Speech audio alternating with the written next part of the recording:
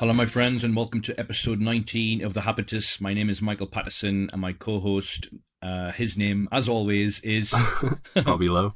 I should refer to you as my sort of partner in crime instead of like co-host sometimes. Partner in Twitter crime, but then only one of us seems to be running. Yeah, you're really my co-host. Oh, well, I don't know.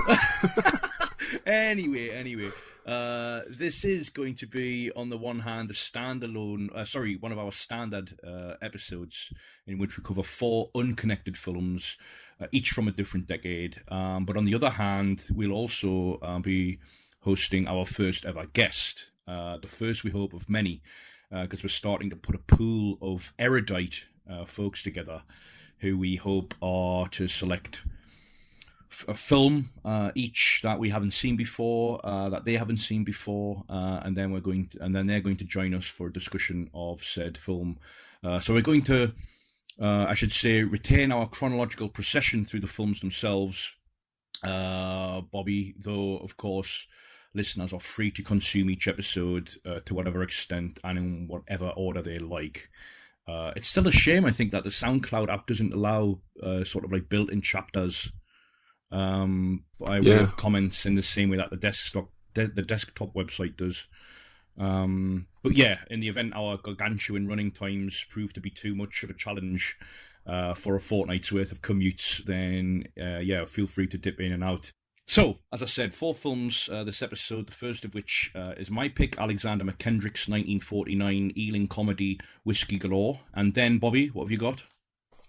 My first pick is 1981's Dead and Buried.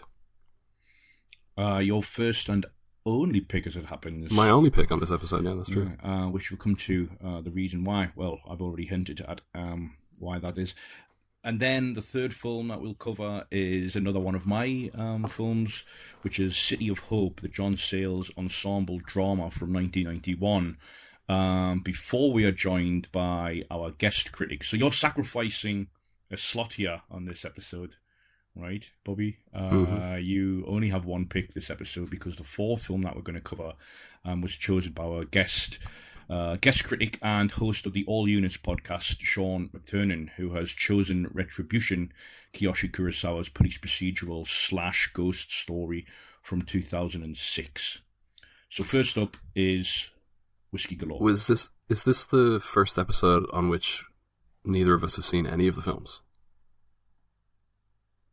Yes. I think it is. Yeah. Okay, so you finally got your wish. Yeah. Okay, let's go straight into Whisky Galore. It's about this wreck. It's a very heavy responsibility for me. For you, sir? Oh, I don't see how it affects the Home Guard, sir. I mean to say, well, the wreck's right outside our beat, sir. The cargo might be tampered with. I wouldn't be too surprised if it was, sir. Which, don't forget, is robbing the revenue. Oh, I suppose it is, if you put it that way, sir. All the same, sir, I don't think the Colonel's going to thank you for starting in to protect the revenue. I feel it's my duty to stop looting. Well, I don't believe, sir, that the Home Guard nor anybody else can stop them. You mean I can't trust my men? I wouldn't trust the Brigadier Guards to look after that ship, sir. Not even if the old Duke of Wellington himself was in command of them. Exactly. So it's up to you and me. You and me, sir? I had hoped Mr. Campbell would be able to help us, but he's not available. I intend to mount a guard on that wreck. You will take the midnight watch. I shall relieve you at 0400 hours. Very good, sir. Those are my orders. Sir. So, Whisky Galore, directed by first-time feature maker Alexander McKendrick, produced, of course, by Michael Balkin's Ealing Studios and distributed by General Film Distributors in the UK, where it was released in June 1949. Script by Compton Mackenzie and Angus MacPhail. The latter co-wrote Dead of Night, which I think you're a fan of, Bobby? The anthology, yeah. Yeah. It's a film I've been really meaning to rewatch for a while, but I remember liking it too. While Compton Mackenzie, by the way, lived and was buried on Burra, the island where this film is set. And he also wrote the novel upon which it was based. Another little bit of trivia before we get to the premise of the film. In 1931, Mackenzie defeated Oswald Mosley in his bid to become rector of the University of Glasgow. prior to Oswald Mosley's more infamous fascist tendencies were brought to light. And Mackenzie was also born in Hartlepool, actually, which is, in the grand scheme of things, not so far from my neck of the woods in northeast England. Anyway, the premise of this film, Whisky Galore, centres on the remote Scottish island of Toddy in the Outer Hebrides in 1943, during not only World War II, but perhaps more importantly for the characters in the film, also during a prolonged shortage of whiskey on the island.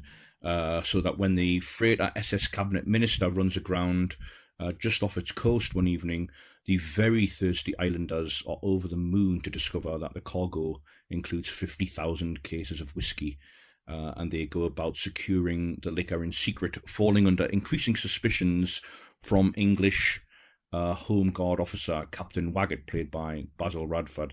That's the premise. We could probably and should probably flesh out the various characters and relationships, of which there are many. But I suppose the first thing to remark upon for me is that, as many British films did at this time, and as Ealing Productions did in particular, I guess, this distills, if you like, a wartime togetherness into a kind of light-hearted adventure heist comedy. Though interestingly, I was surprised that the villain isn't German or anything like that, but actually English, if he is a villain.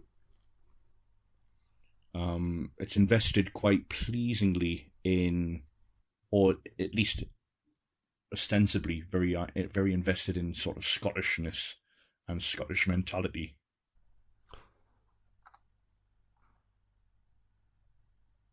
Yeah, although the first thing that I wondered was why the accents seem to be a strange mixture of Scottish and Irish. It's a weird amalgamation of, I even thought at one point, Welsh. Right. I mean, this is like, it's very hard to come by an actual authentic Scottish accent here.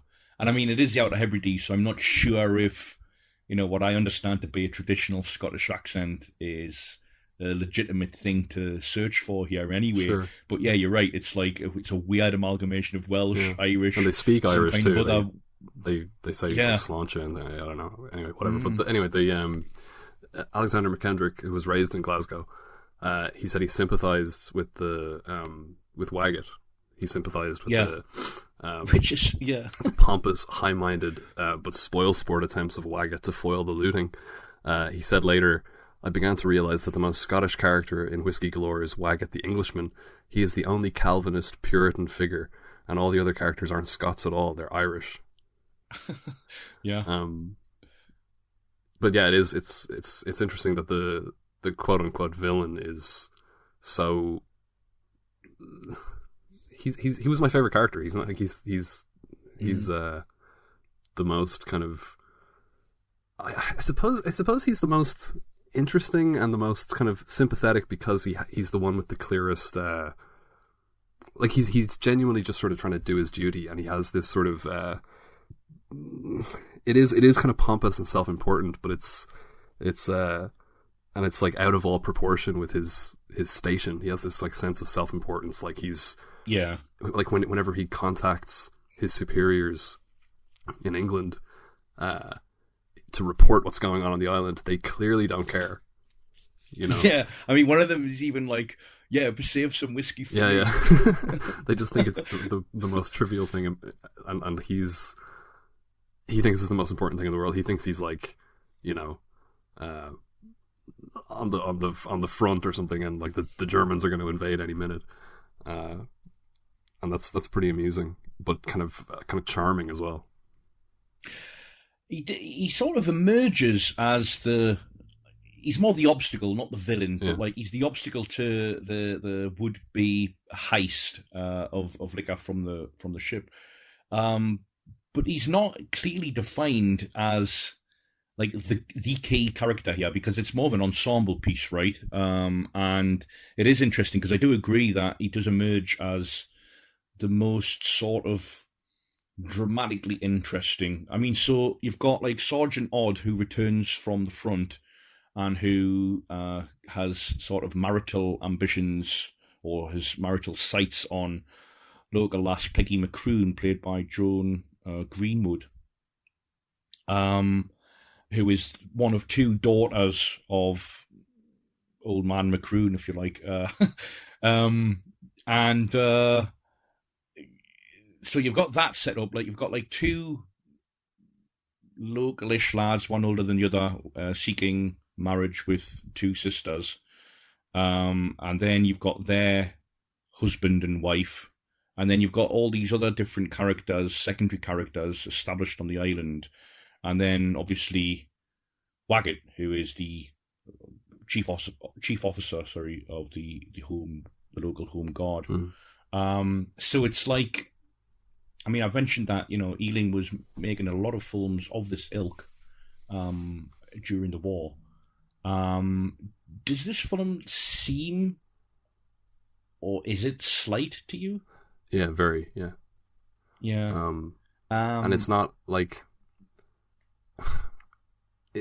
it's kind of pleasant and sort of charming and droll, but I don't think I would say it's funny. And I think, like, the other two Ealing, I might have seen a few others, but the two that come to mind for me are Kind Hearts and Coronets, which was the same year as this, and then The Lady Killers, which was a few years later. And I really like both of them, but I think that's because there's a strong premise to both of them, and also there's a dark comedy to them. Like, The Lady Killers is about these guys trying to murder an old woman, and Kind Hearts and Coronets is about this ne'er-do-well who stands to inherit a fortune if the people ahead of him in line for the inheritance are bumped off. This one, it lacks that strong premise. And there was a moment where I thought maybe it had it. Maybe it, like you described it as a caper. Yeah, like it has a minor caper element. Like when they're planning how they're going to get the whiskey out of the wrecked ship. But it's over too quickly, and it lacks kind of the energy of a caper. It's why I said quick. Like it's a would-be heist rather than a heist outright. Yeah. Because the second half of the film, or the film after that sequence, which I agree is sort of, there's not enough dramatic sort of stakes involved in it. But after that, it's about how they hide the liquor. Yeah, and, so that was the second part of it that I kind of enjoyed, and I don't know if you've seen the Simpsons episode, Homer versus the 18th Amendment, where he becomes the Springfield beer baron, and it's like a prohibition spoof. That's what it reminded me of, and I would imagine that episode of the Simpsons is heavily referencing the sequence in this where there's a kind of essentially a raid on the local tavern, and they proceed to hide all the bottles of whiskey in these kind of like, that's probably the funniest moment in the movie, where they're hiding bottles of whiskey in the baby's crib, and then putting the baby on top, and all that kind of stuff. And that works, but that's just kind of one scene as well. Yeah, I mean, my follow-up question, or the implied second question, and whether or not this is slight, is why. Because I thought it was as well. When I'm watching it, I'm thinking, but like, Ealing have made films that I wouldn't call them like slight, but they have a similar sort of comic tone to them, or tinge. But I think you're right when you say that those other films that we're alluding to have a sophistication that stems from the fact that the comedy's offset by a certain darkness, or it might be a strong premise. They do. They have. I mean, but this, like, they do. Like, The Lady Killers and Kind Hearts and Coronets have a hook. That. Like, if you describe the movie to somebody, you go, "Oh, that sounds fun." Like, that sounds like that sounds like a strong idea. The premise here is, or the ostensible premise here is, the shipwreck, and then the island community who are desperate for whiskey stage a kind of, heist of the whiskey, and then the authorities come in and try to catch them with the whiskey, and they have to try to evade the authorities. And kind of that's what happens, but it's very under-articulated. It's kind of there in 2 or 3 scenes, and that's it.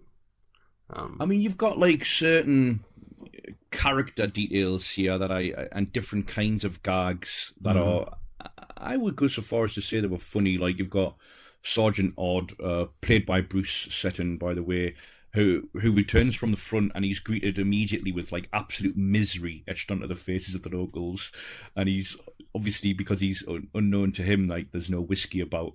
And I found that funny, the discrepancy between his expectations as a returning soldier and then this image of all the guys just with their hands in their pockets, expecting whiskey to be delivered, and actually it's just one of our own. Right. And there's a verbal wit, I suppose, when Joseph Campbell, played by Gordon Jackson, who's a younger other member of the Home Guard, and he's been sent to his room by his mum, played by Jean Cadell. And when Waggett knocks on the door to get him to come, because, Waggett's assumed by this point responsibility for guarding the liquor, and he's told by Mrs. Campbell that he's locked in his room with a Bible and some cheese. It's the line that almost... the line that kind of made me chuckle in that scene was when he goes back to the car and says, how can I call my superiors and tell them that my second in command has been confined to his room by his mother? Yeah. I also Sorry. thought the scene where Sergeant Odd raises the question of the utility of the roadblocks that they're setting up, and says, what if the Germans land, can't they just come around the other side of the island, because there's only one road around the island? And and Waggett pretends to Waggett hadn't thought of that, but he pretends to have been sort of waiting for Odd to say that. He says, I was wondering when you'd bring that up. And it's the guy who has actually come back from the war is coming back with this actual, tactical observations, and Waggett, with all of his kind of delusions of importance, just doesn't have that kind of expertise. But it's but like I said, it's kind of droll. It's kind of it has Yeah, even I think perhaps best summarised by that visual / editorial gag of Mrs. Campbell attending. You'll forgive the pronunciation of this because we're on an episode that is co-hosted by an Irishman and is guested by another. But is it Reitach? I have no idea. Is that a Scottish thing or an Irish thing? That's Gaelic. Okay. I have no idea. Right, okay. So anyway, there's so the host one of those anyway for Sergeant Odd and Peggy Macroon, and we keep cutting from Mrs. Campbell, proper stern killjoy face in the corner of the room, and then a full shot of whiskey, and then late I think it's cross cut with Waggett trying to find the whereabouts of where the party is or whatever, and then we cut back and she's smiling, Mrs. Campbell. And then there's a pan down to the shot glass and it's empty. Yeah. And it's it's quaint, but it's also kind of predictable. But it's funny, I guess. It's amusing. Okay. It's all right. It's amusing. Yeah, it is. It's amusing. It's pleasant and amusing. And there is kind of in the background a kind of nice community portrait of this kind of provincial island. The movie it reminded me of at first was Grabbers. You know that one? The I haven't, 2012 Irish horror film about I'm not sure if it's set on an island or not, actually, but it's they get attacked by these sea monsters who hate the taste of alcohol. So in order to survive, they have to stay drunk permanently. That sounds great. It's not great. It's okay. But anyway, yeah, that's kind of the film that entered my mind. That and I'm guessing, the Beer Baron episode of The Simpsons. I'm guessing you haven't seen the remake of Whisky Galore. No, 2006, is it? 2016. Oh, is it more really? recent than that. Yeah. It was the opening film at Edinburgh Film Festival, where it was also the world premiere. And as is kind of common knowledge, 2.5 hours long. I don't know how long it is actually, but as is common knowledge these days, any film that has a world premiere at Edinburgh Film Festival, any British film, sorry, is probably going to be bunk. And I can just imagine the quaint provincial comedy of this film transposed to like 21st century British feature filmmaking, and I can just imagine how sort of bad that is. You have a chip on your shoulder about contemporary British filmmaking, though. I do. I do. I mean, you know, we don't even need to say British. It's just contemporary filmmaking in general, I think. Yeah, I mean, I have nothing else really to say about this. I also kind of, there was a moment where when Waggett sends for essentially sends kind of for backup, right? Like the people are coming to help him search the place. His superiors. It kind of starts to feel a little bit like, and again, this is barely there and like, you know, very kind of under-articulated, but it starts to feel a little bit like a tongue-in-cheek allegory for like a guerrilla resistance to an occupying force, you know, like where the English army is occupying this Scottish island, and the way, and but there's no like violence or anything like that. It's just they're trying to take away this integral part of, you know, Scottish culture from them, and there's a, you know, kind of an underground resistance to that. That was kind of interesting as well. It's not like we know we're in trouble when you're clutching at subtexts. That's usually my forte, not yours. But yeah, no, never mess with a Scotsman's prerogative. His human right, which is, of course, whiskey. It says here on IMDb that James Thurber, the writer of The Secret Life of Walter Mitty, suggested, presumably for the American release, suggested that the film be called Scotch on the Rocks. Which sounds kind of good, because it was released in the US as Tight Little Island, because the Hays Code. Actually, I'm not sure if it was the Hays Code, but there was a ban on using names of alcoholic drinks in titles of film titles. Probably was the Hays Code. And it also says in the original novel, the island was populated by both Catholics and Calvinists, but the Catholics were dropped. Yeah. The Catholics were dropped from the film because they wouldn't have any trouble not observing the Sabbath to salvage the whiskey from the ship. Yeah. All right. Okay. So, what would you give this out of 10? I feel like it's a generous 7. Okay, I'm gonna go with a 6. Right. I'd say I liked it, but I you know, it's a soft like. Yeah, I mean, like obviously McKendrick went on to make better films, much better films. One of which we've already listed, Lady Killers. But haven't you seen the Man in the White Suit, which he also did for Eden? I've seen The Sweet Smell of Success. All right, I'd be interested to hear what you make of that, because from my very vague recollection, it's similarly light in touch, but there is a strong premise there. Okay.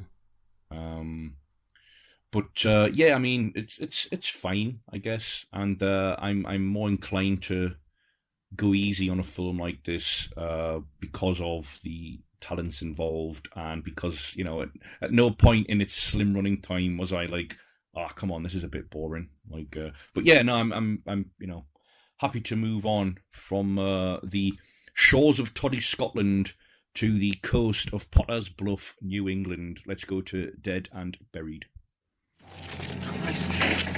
I'm sorry. Not another hit and run, I hope. Okay? But are you? To tell you the truth, at the moment, I'm not so sure. And you know, police work's a high-stress occupation. You gotta watch yourself. But, can I talk to you a minute? Well, I can't talk long. Do it. Just a minute. It's important. All right, Dan, what is it? In your professional opinion, is there any way whatsoever to reanimate people after they have died? And to get them to walk around.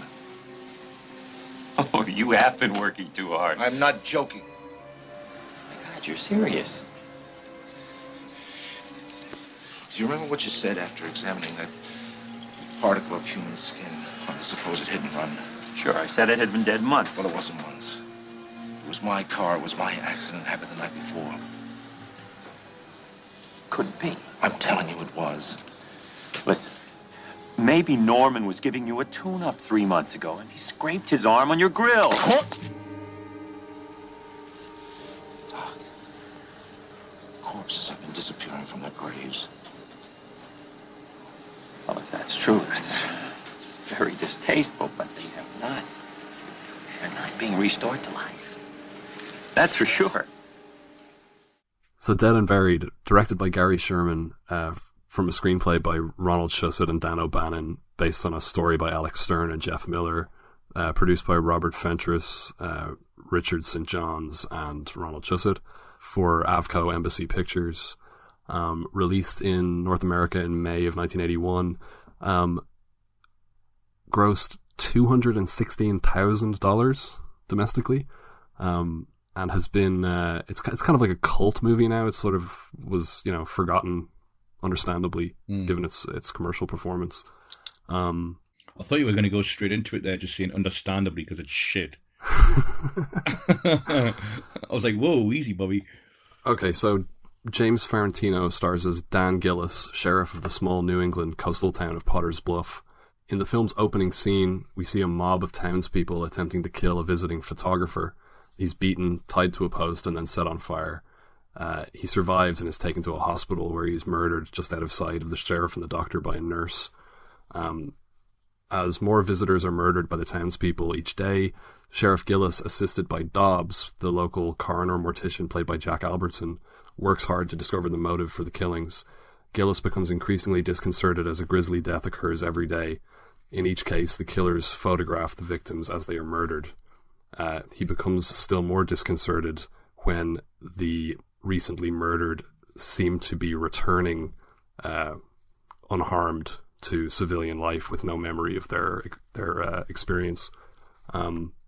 So I'd seen this before a long time ago, and you hadn't seen it. Had you heard of it? No. And then I was like, oh, should I have heard of it? Because, well, it did make $200,000. And so I'm doubly ashamed because none of those dollars are mine. But like, it's written by the guys who did Alien, no? Yeah, I mean, Alien is credited just to Dan O'Bannon, but Ron Shusett was involved in the writing of it as well. They wrote the original script before it was handed over to David Giler and Walter Hill, who did a page one rewrite on it. But yeah, I love the poster. It actually reminded me a bit of like Alien, like the Weird Planet, like the head. And I don't know if they were trying to sort of forge a link. Yeah, I mean, to very that much film. so. It says creators of Alien. It says from the creators of Alien, and then it looks like it's set on another planet. Yeah.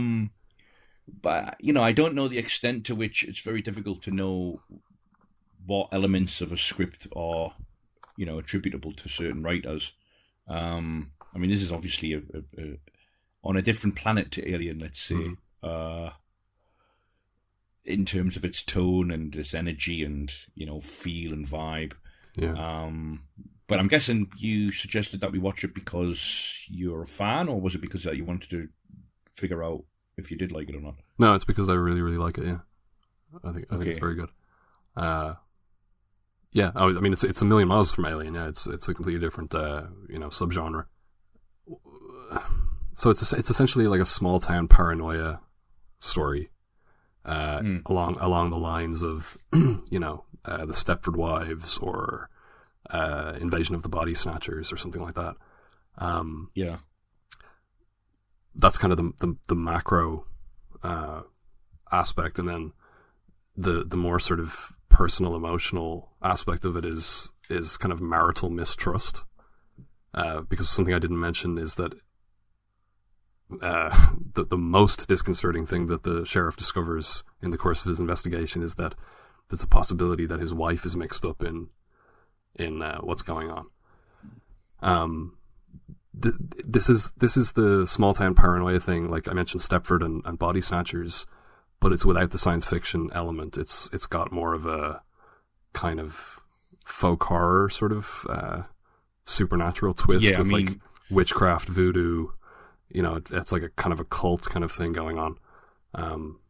Yeah, I mean, the opening scene, so you've got, like, set on the beach, this new-to-town photographer. The music's very suggestive of some kind of mournful drama. Like, I suppose the subtext here is rather distressing and traumatic, as you've already suggested, though the premise and or twist is quite high concept. Like, I knew I was being falsely lured into this by the music, but I expected from that opening scene something more like akin to Under the Skin rather than The Wicker Man, as it tends to unfold. Okay. In the opening scene only, I'm talking about.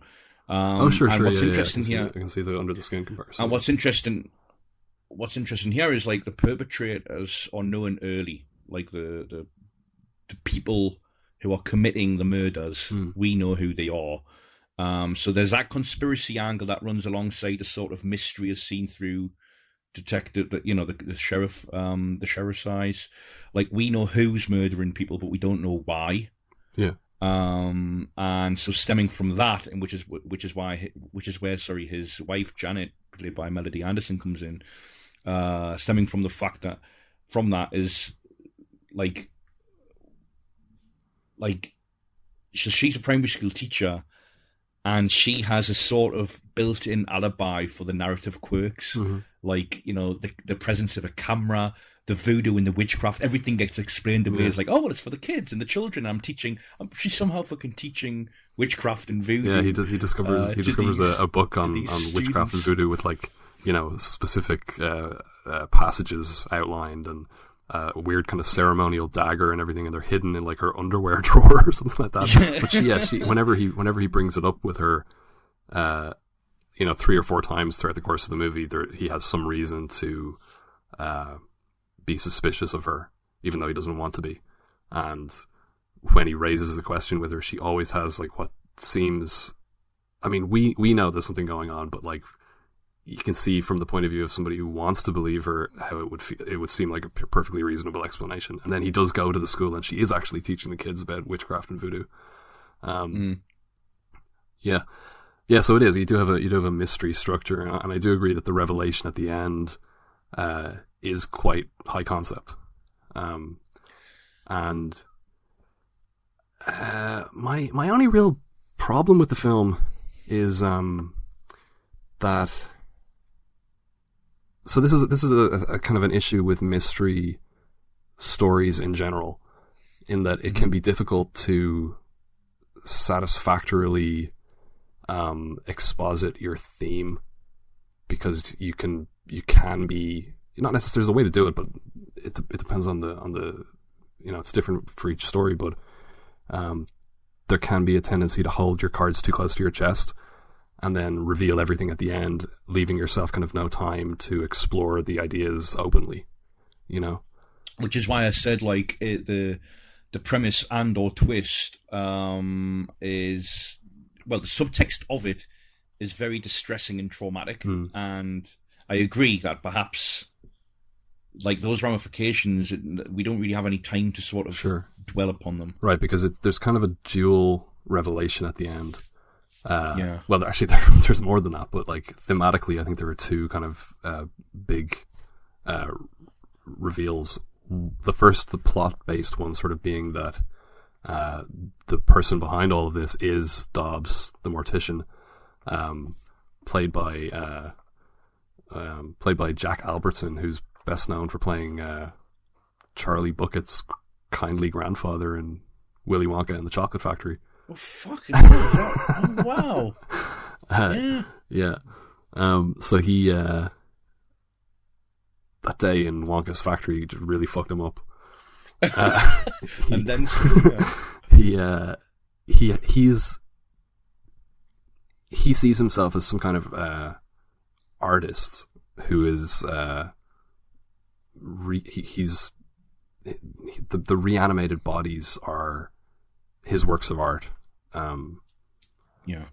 so you have this kind of like mad artist theme that's introduced, but at the same time, the flip side of that in the revelation that that his wife is actually a reanimated corpse, that she was in a car accident and she was his first artistic triumph, and she visits him all the time to get touched up and maintained, because otherwise she'd fall apart. But it's revealed that she wants to die. So she pleads with him to be buried, and she like climbs into her grave and pulls the dirt over herself, like the living dead pleading to be buried, like a ghost who only wants to be laid to rest, like that kind of theme. She says, "I'm dead, please bury me," and I absolutely love that idea.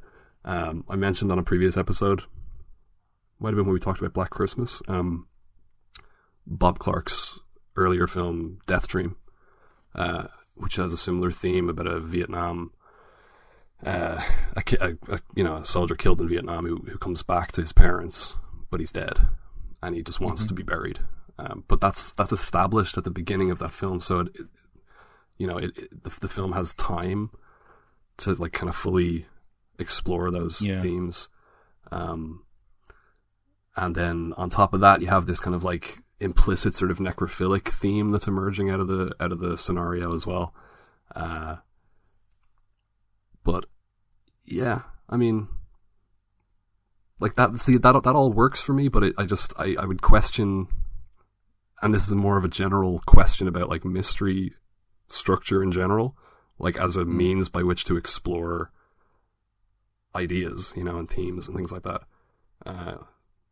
Yeah, I suppose there's a sustained. That's what I said. I was like, on the one hand, there's a sustained dramatic irony at play here, because we know the people who the sheriff should be going after or questioning, but there's, at the same time, we're not quite sure actually what is going on.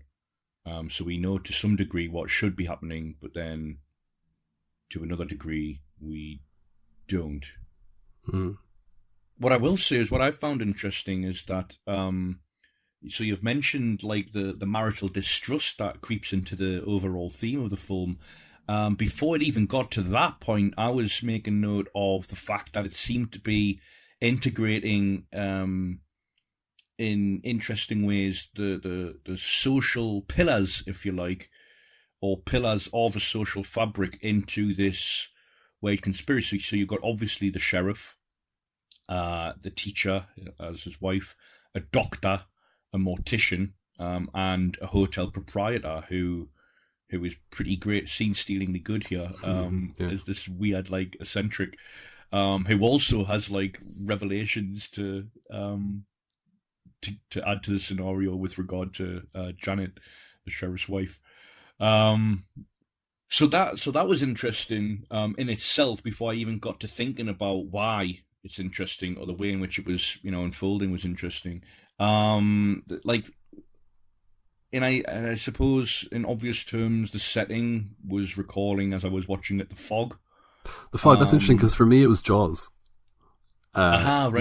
You have like the second murder. So like there are 5 murders, I think. So the first is the photographer on the beach, and then the fisherman, the drunken fisherman, in among the kind of the old run down boats by the pier in the middle of the night with the fog and everything. And I can see the fog as well, but it was Jaws for me, because also you have the sheriff as the main character. You have him like interacting with all these these colorful small town characters, and he has his whenever he talks to his secretary, I was getting those like very strong Jaws vibes.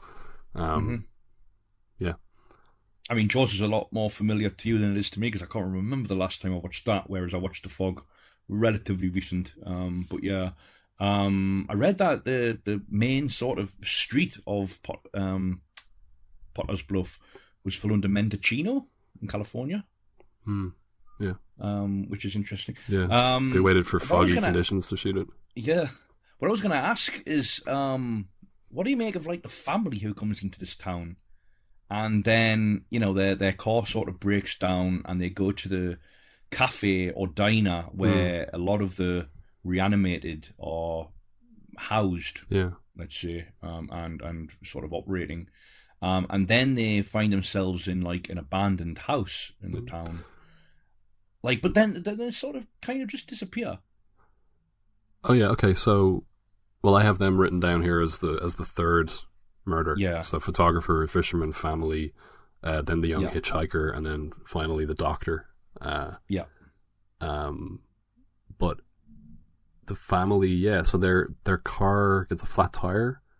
Oh no, sorry. Somebody runs out in front of the car, and the father swerves away, and they hit a pole, and then they get out of the car because the wife says that she saw a light in the nearby house, and they go into the house, and I'm with them. I'm with them that far, but then it's very clear that the house is like abandoned, there's like cobwebs everywhere, and like thick layers of dust on everything. It's clear that nobody maintains the house. Nobody, like, somebody might squat there, but nobody kind of lives there. And then she's insisting that she saw a light, that there must be somebody there. And at that point, I'm like, okay, maybe there is, but like, I don't want to meet them. They're probably not going to be able to help me. So yeah, they got set upon by the townspeople. And do we not see them again at any point? No, because like so they're killed off screen. So like I also had them down as like the third killing, but we never actually see them again reemerge. Or they might in a group, like a mob scene later on, but it could be a deleted scene or something. Yeah, they're a little bit. They are a little bit tangential. Like maybe there should have been some sort of connection between them and the sheriff. The sheriff could have interacted with them before or something like that. Yeah. It's weird because that scene that you've just mentioned when they go into the house was the point at which I felt, okay, this film is a little Hawkeyan feel, right? Maybe that's an understatement, I don't know. Which got me thinking as to what hokey actually means, or what we might actually mean when we call a film that. Because I don't necessarily mean it as a criticism, right? So their interactions with each other in the house, and that whole setup seemed to be contrived only for the suspense and shock values of a set piece, in a kind of transparently low budget manner. And so watching a film like this also makes you understand, I think, a bit better a term like hokey or like cult following. Sure. Like what we might mean if we say a film has a cult following. In film history terms, it often translates for me to something being enjoyably cheesy and appreciated and engaged with on that level. Does that make sense? Yeah. Yeah. This isn't a film I describe as cheesy, though. No? No. It's too heavy. Like it's too dark and melancholy and heavy, I think. To I agree. I think it's playing with very serious themes and has a certain heavy tone. I mean, I've already said in the opening scene there's like a mournful tone, that I think is sustained for the rest of the film, and even in the visual palette and this atmosphere of the town. But I can imagine watching this film late at night in a cinema and people laughing at moments that I wouldn't necessarily engage with in such a way. I mean, I went to see The Fly in the cinema and people were laughing at that as well, so yeah, you can't really... I went to see Nosferatu in the cinema and people were laughing at that too, so I actually would be reluctant to go see something like Nosferatu. I couldn't believe it when there was somebody like laughing at Nosferatu. Like, why are you here? What did you expect?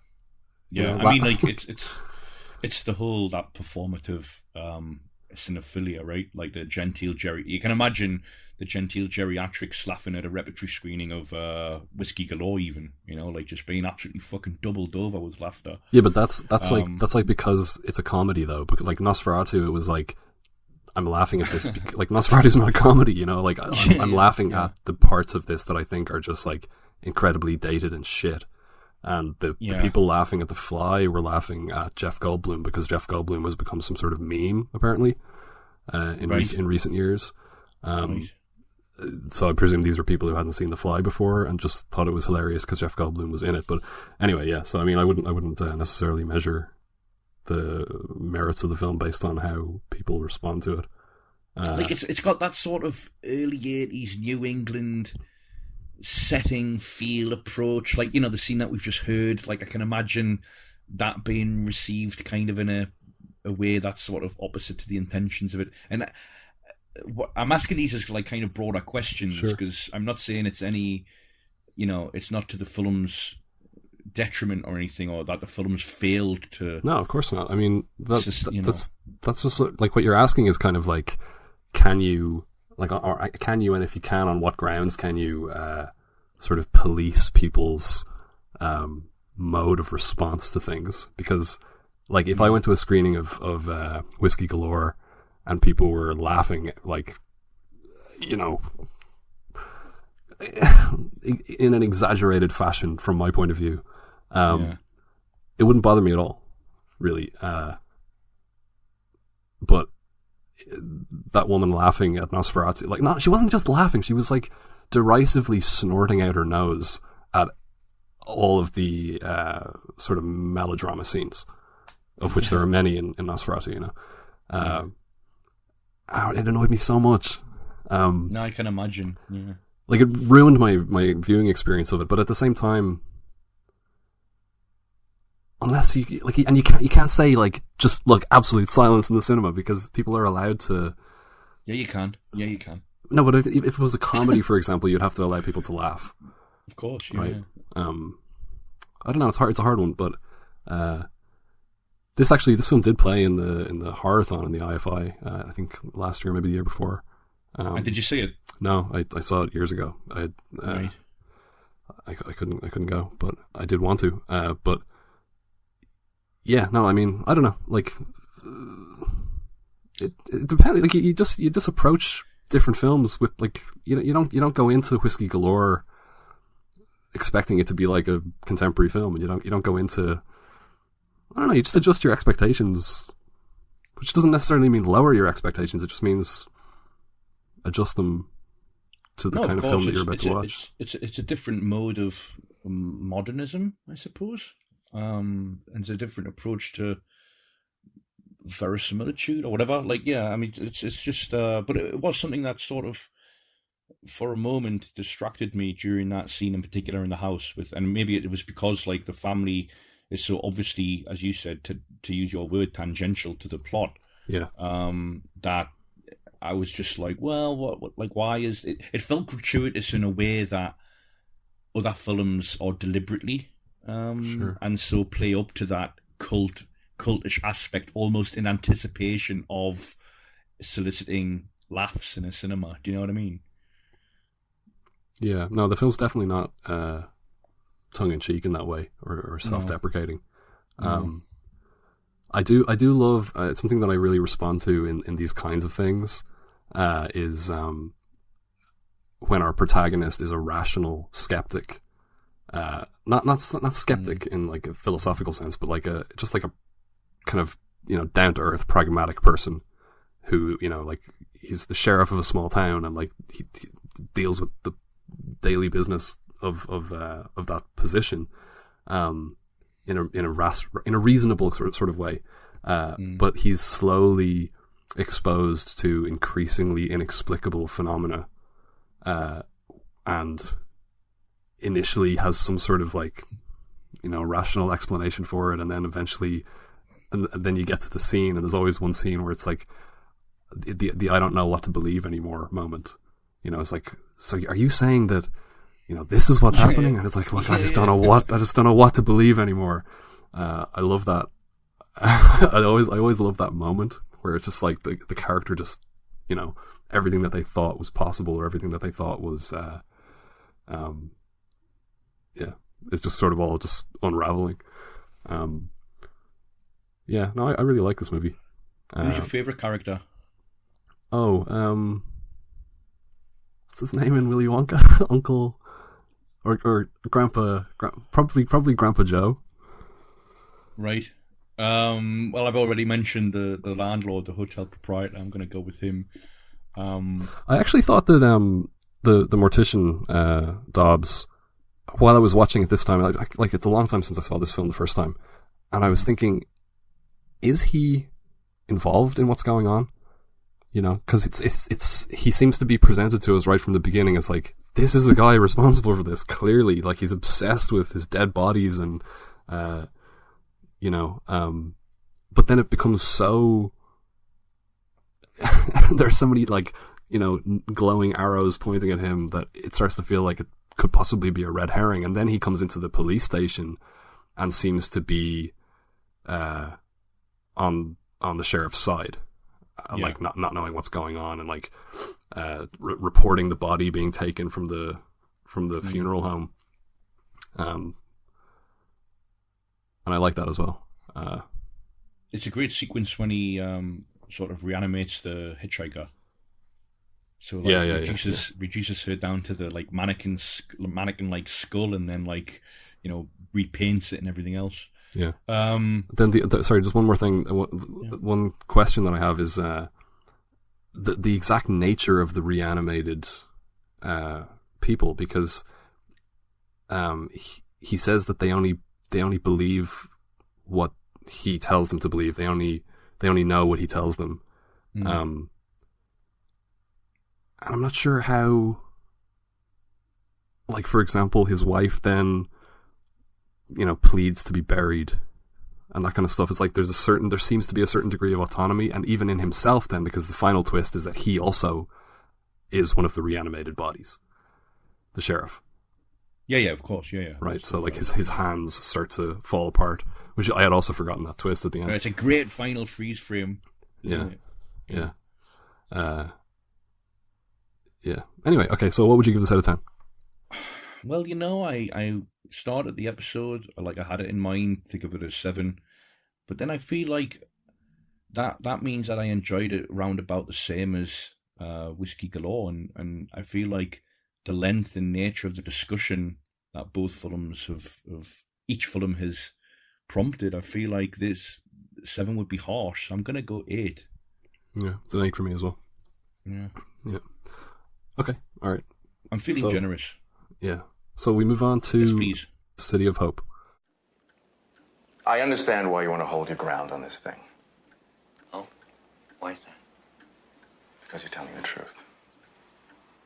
But you're not going to go to bat for me, are you? This is not about what I think is right. I have to represent the people in my ward. If I was black and they were white, would that stop you? Les, there are 2 possibilities as to what's going to happen. Number 1, if you drop the charges, a few of the people at school, not the ones that you respect the most, will whisper. Where there's smoke, there's fire, that you're gay, that you must have made a move on those boys. Number 2, if you push this thing, those same accusations come out in the press. In a court of law, you're labeled a homosexual and a racist. And finally, it comes down to your word against theirs, and it doesn't matter what the verdict's going to be, because those same people are going to still think that you're guilty. Now, I can't stop any of that. At all.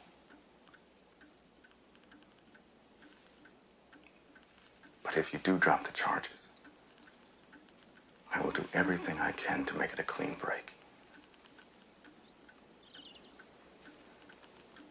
This stinks. To high heaven. So film number 3 on this episode is City of Hope, which was released firstly in October 1991, written, directed and edited by John Sayles, produced by Harold Welb and John Sloss for Esperanza Films and the Samuel Goldwyn Company, both of which also distributed it. It had a budget of $3 million. I could only find domestic box office, which was $1.3 million, or just more than that. So due to the ensemble nature of this, the premise is kind of similar to Whisky Galore in that it's a little difficult to summarize, but the film's set in the, bear with me, so the film's set in the gritty inner city quarters of fictional Hudson City in New Jersey and follows a disparate bunch of locals across that town. I think is it across a number of days, or it's certainly not like months, is it? No, it's a couple of days, yeah. Yeah.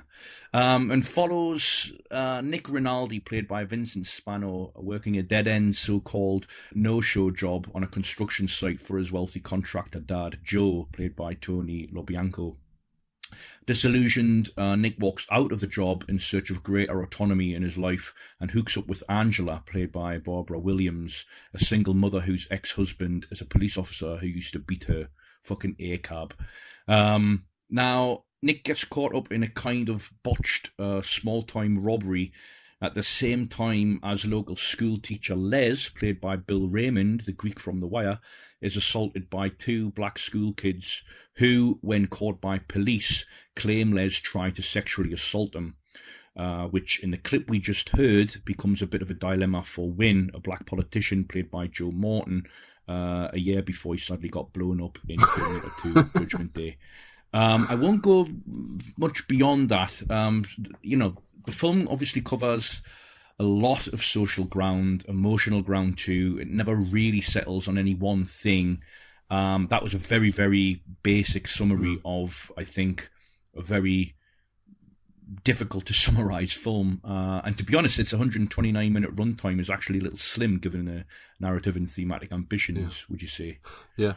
And it also, it took a while for me to settle into it, because it's presenting you with so many different story threads, and it was kind of around the 45 minute mark, I think, that I sort of felt kind of like I was on board, which is around the time that Nick and his two friends try to rob the electronics store, and then we have that great scene in the police station afterwards that kind of ties a lot of the story threads together. Right. Yeah, I think the closest film to this that we've covered on the Habitus is probably Higher Learning, which was part of our Journeyman episode on John Singleton, and which was made in 1995. I mentioned on that occasion, I think, that the Singleton film reminded me somewhat of Grand Canyon, Lawrence Kasdan's 1991 drama. This is also from 1991, and we might also think of those films and City of Hope in relation to perhaps Shortcuts, 93, like Crash 2004 is an obvious one, and even something like Cradle Will Rock, the Tim Robbins film from 1999, which I saw in a cinema recently. And I think of these in the sense that this film is quite an emotionally exhausting one as a result of its deliberate avoidance, if you like, of like a single plot point to settle on. But obviously, it's a film that takes a very grand theme and seems to make a point of being about kind of everything in American society, at least. Yeah. The film it actually reminded me of was Slacker. The way that the kind of the baton is passed from one character to another character in a single shot. You know, there's a lot of the various kind of intersecting story threads are stitched together with these kind of long sequence shots.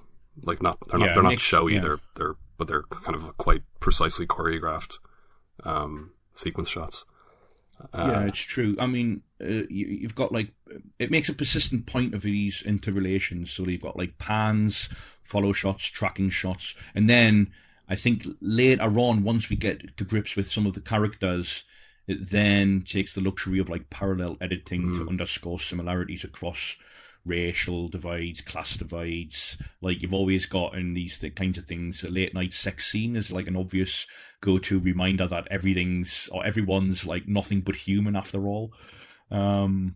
But yeah, you've got like racism here, homophobia, you've got small scale and governmental political corruption, domestic abuse. So it's a cauldron of issues in a way that seemed to be very much in vogue in the 1990s as a kind of, I don't know, like post-Reagan understanding of America. Yeah, I mean, it definitely feels like part of that kind of American New Wave, you know, it feels like a kind of a more politically pointed sort of Linklater kind of, also reminded me of Suburbia a little bit in the way that the environment, particularly the street environment, has a sort of a subtle kind of artificiality to it. It feels, I actually don't know if it was shot on backlots or something like that. I don't know if some of it does look like it was. But it has that kind of feeling. Like in that sequence that I was talking about, the scene where Nick and his two friends attempt to rob the electronics store. The nighttime streets have a kind of appealing sort of artificial ambience. I know what you mean. It's very sparsely populated. Even the lighting feels very stage-like. Yeah, that's kind of part of it as well. Yeah. Did you like it? I liked it a lot. Yeah. Yeah, a lot. All right. Yeah. I can't remember why though. It's weird, right? Because like there's another way. Like we've mentioned the language by which it introduces characters and establishes its tableau, if you like. But there's another way in which the very language of the film reflects its thematic ambitions and, for me, its sort of narrative limitations, and that's in the simultaneous use of widescreen framing on the one hand and one-shot compositions and close-ups on the other. It's as if like the would-be panorama afforded by widescreen can only ever be understood through like disparate scenarios, like a sort of like a gestalt built of like interconnecting microcosms, like if you know what I mean, so that the narrative convolutions of such an institutional and like systemic like entanglement becomes like the point. So like, did you find yourself spending energy here just to sort of keep up with who's who in the first 40 minutes at least? Yes, in the first 40 minutes, yes, but after that, no. I found it quite transparent after that. Yeah. Yeah, the sort of the way that it gradually sort of winds together and shows how something as simple as a father-son estrangement can kind of, you know, spiral out into these other social ramifications. My only real criticism of it is that you mentioned Paul Haggis's Crash. Yeah. There were a couple of moments in the film where it reminded me of Crash. And I don't mean just in terms of like being this kind of big ensemble drama, but having characters who are sort of seemingly too open with their prejudices, too readily sort of verbalizing their hostility towards certain like ethnic groups and so on. Just feels a little bit on the nose occasionally, like the two cops who you know drive around and talk about. I can't remember exactly the dialogue, but you know it feels like, not to say that there isn't like overt racism like that among people in those kinds of positions, but it always feels truer when it's a little bit more insidious and subtle and sort of institutionalized. Yeah, I know what you mean. It's like, I think maybe another way of putting that might be to say, like, this film seems to me anyway to be knowingly messy, or it's messy in sort of an extremely literary way. Like, for me, I needed something spikier at times, like more angry, more irrational, and even inexplicable maybe. Like, and I think we're coming at the same problem perhaps from different angles. Like, so I needed something that felt like, you know, the irony of the title was from sort of despair rather than a detached knowingness. Okay. Like, it just seems sometimes like it because I agree with you. It seems sometimes that it just feels very literary in sort of too neat in its complications. But to come back to the spending energy on keeping up with people, I think it's here where, like, inevitably I should maybe mention The Wire again, not only because the Greek's in it and not only because Frankie Faison's in it too, who plays Burrell in The Wire, but because that show was or is complex, but it's never difficult to understand. And I think I would commend this film in the same for the same things. Like, although as I've said, like its sense of panorama or sort of panoramic view of a city, I think somewhat undermined by the fact that every little incident seems to connect in the end with every other little incident. So you have to sort of adjust to and be accepting and forgiving of, I guess, the coincidental framework that a film like this establishes for itself.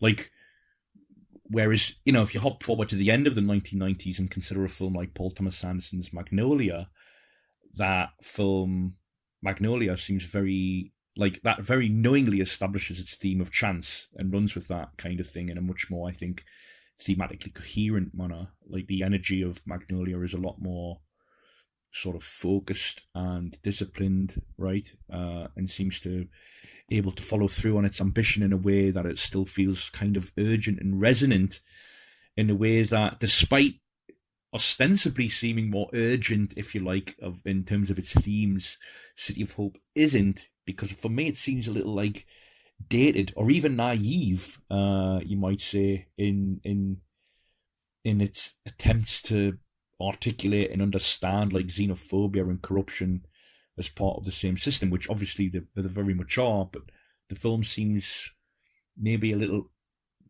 overly understanding of that problem. How do you mean? Just so this is why I said, for me, it's at times I feel like I needed it to be a little spikier or a little more unresolved, like it in its lack of resolution at the end. It seems to be a little bit too neat, and I think it struck me as too easy to have David Strathairn, who plays this asteroid, this kind of like muttering, you know, guy figure who goes from one scene to the next, and he's the character, I feel like, that connects all of these different scenarios, because it seems too easy to have a character like that to fall back on for the final incoherent babble, who perhaps doesn't summarize the film, but he's definitely given the final say, like literally. It ends with him just like muttering, you know, babble into the air. And like, it just seemed, I don't know, it just seemed too easy to kind of to fall back on that in terms of its script. I don't really understand what you're saying. How do you mean too easy? Like, too convenient to have a character like that. Like, as soon as, I feel like conceptually, as soon as something becomes dramatically challenging for us to work through, and for the script writer to work through, to then have this character to kind of fall back on it. I suppose it's like, I'm thinking of it as like the sort of narrative equivalent of, you know, whenever Terrence Malick reaches like a fucking emotional cul-de-sac, he cuts away to like a lizard or a bird or something on a tree, like as some kind of like go-to narrative choice to overcome the sort of pickle that the script has fallen into. I didn't feel that Asteroid was used in that way at all, as a way of getting out of narrative dead ends. No, I mean, he's not the thing that, like, it's not like we follow him, and I don't, even if this was the case, I don't necessarily think that would be true, that even if we followed him from scene to scene, yeah, if he was the thing that stitched it all together, but he's not. He's just sort of passes through the film in a kind of random, arbitrary way. And I don't think not very much is resolved at the end. You know, nothing is really tied up. We don't know what happens to Nick. We don't know if he lives or dies. We don't know what happens to is it Rizzo, the cop who shoots him? We don't know whether the cops, like one of the guys says that they need to close ranks around their colleague, and the other guy says he's not going to do that. And they don't know, like, we don't know what happens to them. We don't know what happens with the teacher, you know, who was accused of attempted sexual assault.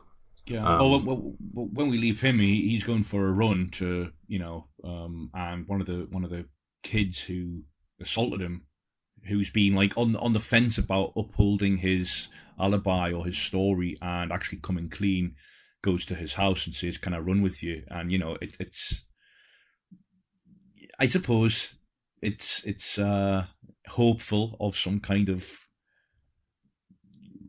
personal resolution there, in spite of the institutional failing of that scenario. But he has still dropped the charges, which means that his co-workers are always going to have this, like his co-workers and his, his people in his community are always going to have this suspicion that he dropped the charges because he was guilty. Yeah. Of what the kids said he had done, even though they had completely made that up. We don't know what happens with the people who were displaced from the apartment building, or how sort of like the mayor and all that kind of stuff. The mayor and the what's his name from Terminator 2? Win. Joe Morton from Terminator 2. Whether he, is kind of accepted into his, because he's positioned kind of between a rock and a hard place throughout the majority of the movie, regarded kind of as a, spineless kind of collaborator by Malik, I guess he's like a black nationalist of some kind. Yeah, and Levon, the outreach worker, played by Frankie Faison. Yeah, Frankie Faison. Yeah. But he seems to have slightly turned a corner with him toward the end. He seems kind of impressed by the speech that he gives, kind of that rousing, That's a great scene. Joe Morton is very good in this, I felt, as that character, as Win. Yeah, I think everybody's really good in it. Yeah. John Sayles actually himself is very good as the... Yeah, I didn't realise it was him. I didn't know what John Sayles looked like until after the film. Tony LaBianco is, of course, familiar to you, perhaps, as one of the antagonists in The French Connection, made 20 years before this film. Sure. Yeah. But yeah, no, I mean, to answer my own question, I liked it also, but I seem to have... I don't know, perhaps it's because of the ensemble nature of a film like this. I actively go looking for where the target, if you like, is the very system. I always actively that sparks me into action, and I look for ways in which something, perhaps like, it seems a very easy, lazy, critical position to take, but it's like, what is this film, what insight is this adding to that kind of conversation that I didn't already know? Not that I necessarily need that from the film, but like, does the emotional connection that the film, or does the emotional connections that the film presents resonate with me in a dramatic way? And it does, to an extent. But I think it's weird because I watched Lone Star, John Sayles' 1996 film, after this one, in between watching this one and recording. And I think I preferred that. I should say that they're the only two John Sayles films I've seen. Right. So, I don't know if the comparison is even, deserved in any way. But, yeah, as a film that's similarly about, like, racial tensions across generations, in a very, very different setting and milieu, that I think I preferred the smaller scope of Lone Star to this. I liked the kind of artificiality of this, like I said, the sort of subtle, sort of ambience, the subtle ambient artificiality of the environment here, and that kind of the slow threading of all of these different storylines together, and the kind of the kind of excavation of the various themes slowly over the course of the 2 hours. I got more and more on board with the film as it went on. With that kind of 40-45 minute mark being kind of a turning point for me. Yeah, no, I really like that. I preferred it to Lone Star as well. Right. Okay, alright, do you want to wrap it up there? Sure. What would you give it out of 10? Well, since I've already gone on record with 7 for Whisky Galore, I should. This is like definitely a 7. It has to be. Yeah. I feel like, last episode I gave Man for All Seasons an 8, and I said by the time this goes live, it might be a 9. Similar with Whisky Galore, I feel like by the time that goes live, I'll have knocked that down, but only because City of Hope isn't going to be knocked down. Do you know what I mean? It's like, fucking hell, man. Shall we just scrap like ratings? Because I always feel like exhausted by my rationalization of it. But yeah, no, it's I give this an 8. You give it an 8, okay? Yeah, it's my second favorite. I've seen 4 sales films. Matewan is my favorite. Okay. Then this, then Lone Star, and then the Brother from Another Planet. Okay. That's not obviously counting his he's a funny filmmaker because he has 2 completely different careers. He has, this kind of like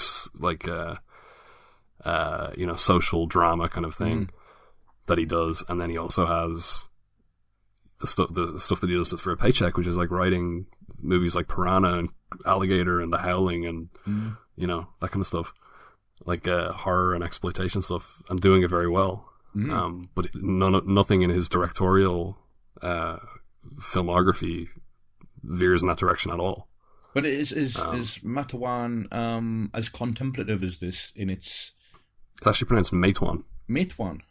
Yeah. Oh, okay. I always called it Matewan as well until I watched the movie and they say Matewan in the film. Oh, but everyone it's common knowledge that everyone in the film's mispronouncing it. Okay, so Matewan, is it as contemplative as this in feel? Nah, it's more. There's more sort of intense conflict in Matewan. Okay. I think. Okay. Yeah. Okay. All right. All right. So we move on to our final film. Final film and first guest slot. Retribution. 吉岡、こんなとこで何してるの？アンガンフェリー。それがどうした？ちょっと気になってな。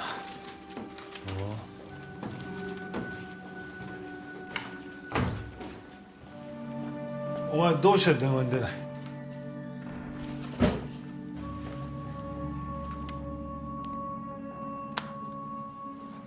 それと、ゆうべどこにいた？また一人殺された。同じ手口で。そうか。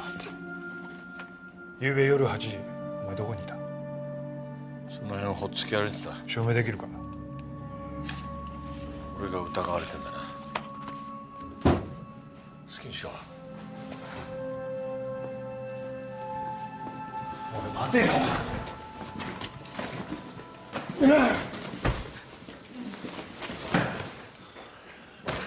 あ、吉岡さん。署内にいらしたんですか? Alright, so our final film on this episode is Retribution, written and directed by Kiyoshi Kurosawa, premiered at the Venice Film Festival in September of 2006, and was released in Japan in February of 2007. As far as I can tell, it has never been released in the UK and Ireland, even on DVD. So, I don't know how we all saw it. Yeah, it's a mystery, that. Okay, so I think I might just read the Wikipedia plot summary here, because, to be honest with you, I was a little bit confused by the third act of this movie. So, alright, so Yoshioka, an experienced detective, investigates the murder of an unknown woman in a red dress. She was drowned on the Tokyo waterfront, but an autopsy reveals that her stomach is full of seawater. Moreover, all the clues he finds relate to himself. A button found at the murder scene matches one he is missing from his coat, and fingerprints found match his own. Yoshioka realizes that the only viable suspect is himself, but he doesn't remember a thing. A ghost in a red dress soon starts appearing to him. As these apparitions become more intense and bizarre, similar murders occur with people killing loved ones for small infractions. All the perpetrators are found by Yoshioka as he searches for clues about the original murder. Eventually, the drowned woman is identified. Yoshioka visits her parents, only to find she had a boyfriend who was extorting her parents, who happens to visit the house at the same time, and he quickly confesses to the crime. Yoshioka is visited by the ghost again, who reveals that she is not the murdered woman, but a ghost of a woman whom he saw in the window of an asylum 15 years ago, who has died. All of the murderers took the ferry past the same asylum. Yoshioka sends his girlfriend away, afraid of what he might do to her. He goes to the asylum where the woman in red agrees to forgive him for not helping her 15 years ago. He goes home only to discover that he murdered his girlfriend 6 months ago. Going insane, he tries to forget. He collects the bones and goes to the asylum to pick up the ghost's bones. His partner, his police partner, arrives at his apartment and finds the empty bowl Yoshioka used to murder his girlfriend. The ghost stalks him in the background. As an earthquake occurs, the bowl is now filled with water. The ghost suddenly appears above him and dives down, dragging them both into the bowl. The film ends with Yoshioka walking in the street holding a bag containing his girlfriend's and the ghost's bones, with the ghost repeatedly saying, "I am dead, so please, I want everyone to die too." So reading that Wikipedia plot summary really helped me to understand the third act of this film, because when I was watching it, it really lost me about half an hour from the end. Anyone else? Well, you read it in such an incredulous tone. Well, I haven't been introduced yet. Oh shit! Sorry. What? No, you're okay. You're okay. Okay, Okay, so that's the plot summary, and I actually gave up one of my film choices on this episode, because we have our first guest, Sean McTiernan, host of the AllUnits podcast, is joining us to discuss Retribution, which he's chosen. Sean, would you like to introduce yourself? Yes, hello, I'm Sean McTiernan, and as you may have heard very recently, I'm the host of the AllUnits podcast. It's about thrillers. It's not as good as this podcast, I'll level with you, but I would, give it a go, maybe. But yeah, I wanted to watch a Japanese film with the lads, because they seem to hate Japanese films and Asian cinema in general, so I really wanted to see what that was all about. So yeah, let me see. Have you guys seen a lot of Kiyoshi Kurosawa's other films? No, this was my third.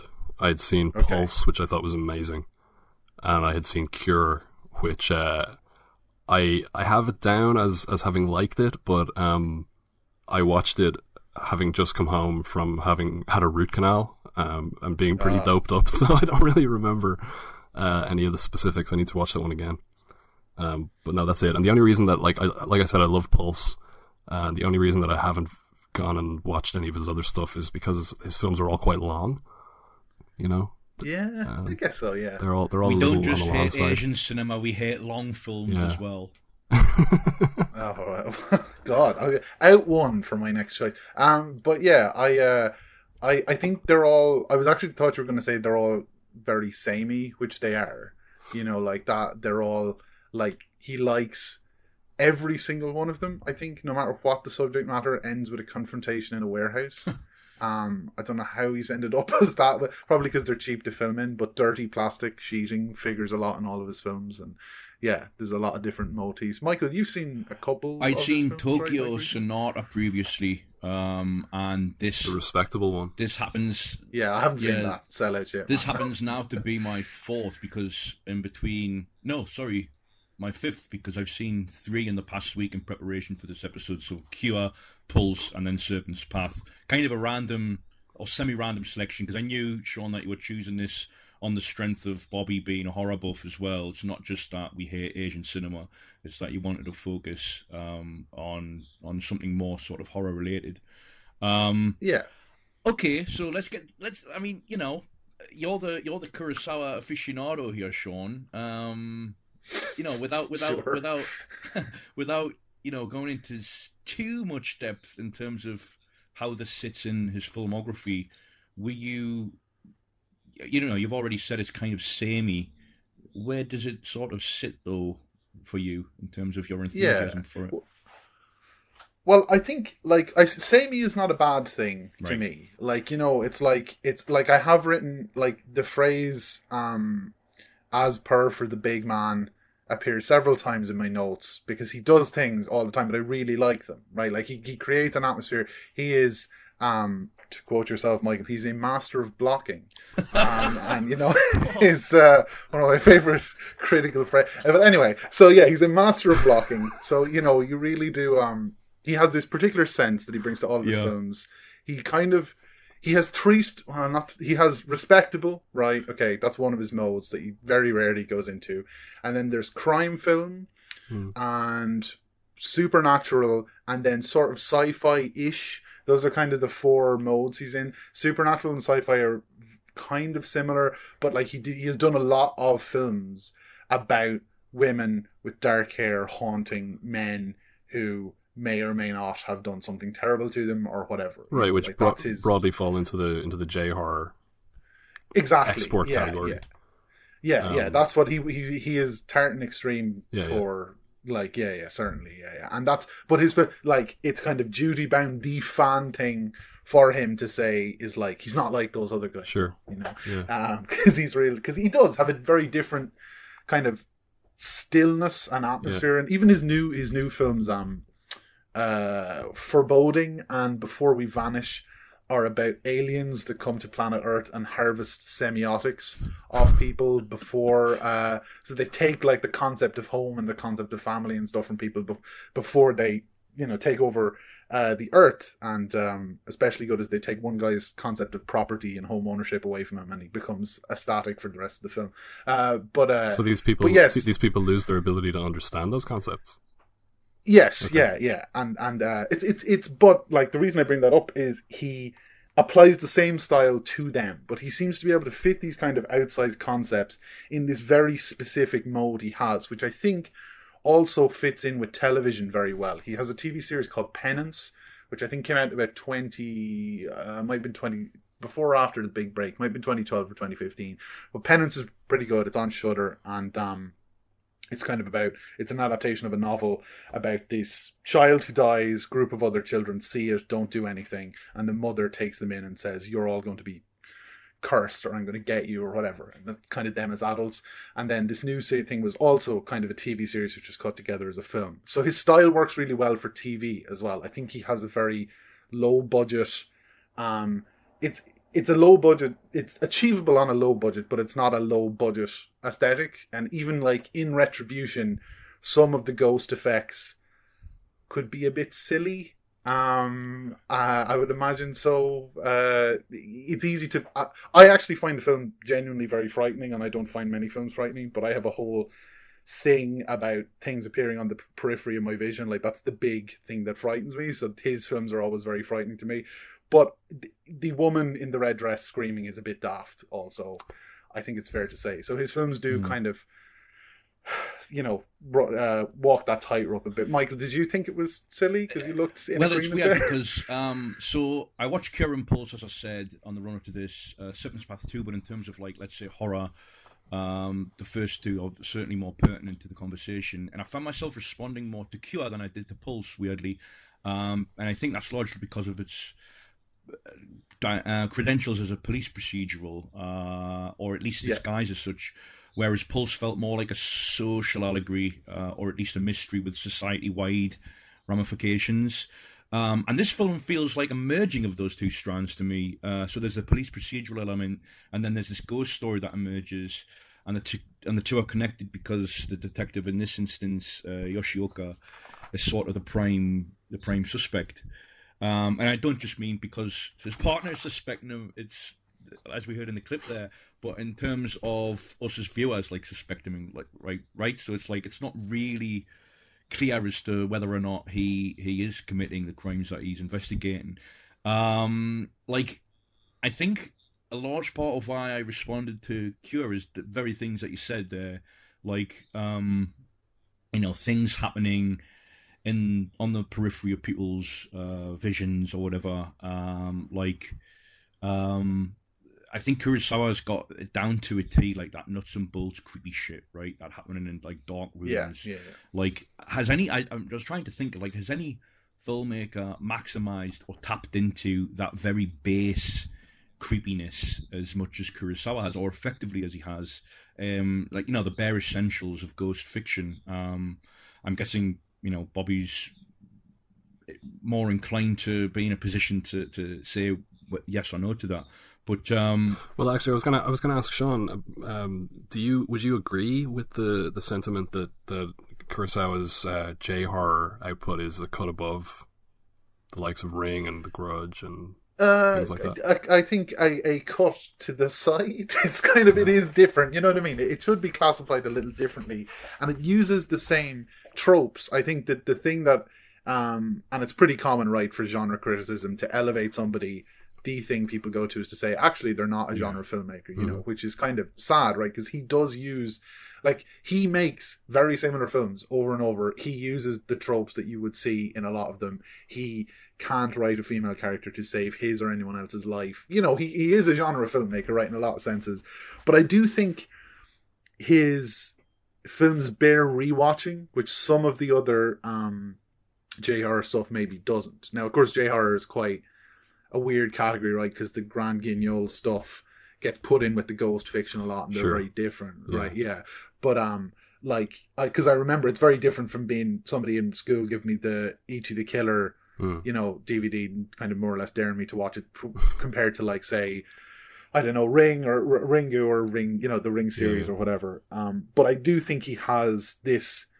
He's very, very traditional. Like, if you look at the effects that aren't just silly, admittedly, in Retribution, he is incredible at creating the presence of a ghost just using editing. Yeah. Right? Like that's something where he is, like, in camera, like, if you see, like, the end when the guy realizes that he's killed his wife in a admittedly incomprehensible twist, I'm gonna say, you see him, like, hugging the thin air, and then, like, he uses reverse shot there in a very effective way. And similarly, when, like, the ghost is just, like, sitting beside somebody, it actually reminds me more of like video games a little bit, you know, like kind of jump scares and stuff in video games, where because you're so conscious of the space, putting somewhere where they don't belong is very, very disturbing, right? Like an uncanny, and that sort of, you know, I think that's what he taps into far more than the more traditional J-horror stuff made. It feels very, as I said, like, sort of bare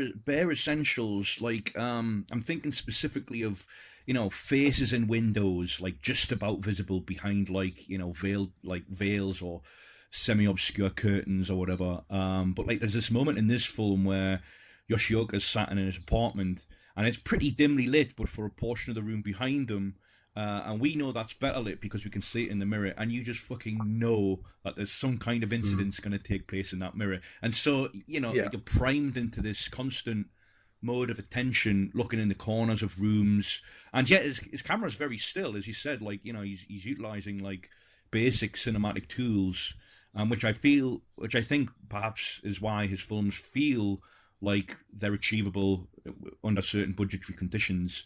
But yeah, like, there's this, he's almost aware of, like, the indelible, almost inherently haunting dimension of the imageries that ghost fiction sort of utilizes and depends upon. And yet,